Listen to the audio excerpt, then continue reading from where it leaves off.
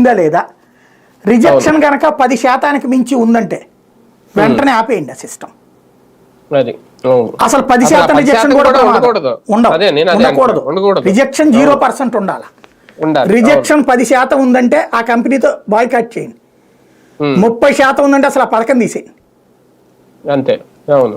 ఇప్పుడే నేను చెప్పను అది తీసేయండి అనేసి, బట్ అది రివ్యూ చేసుకోండి. ఎందుకంటే జనం ప్రాణాలతో ముడిపడింది. ఇప్పుడు యాక్సిడెంట్ అయ్యి ఒకడు వస్తాడు, ఇదివరకు డైరెక్ట్గా చేసుకునేవాళ్ళు, ఆరోగ్యశ్రీ కింద క్లెయిమ్ చేసుకునేవాళ్ళు. ముందు వెంటనే ట్రీట్మెంట్ స్టార్ట్ కావాలి. అక్కడ 0 అవర్ అంటారు అది. అట్లాంటి చోట జావకపోతే ఏమైపోతుంది?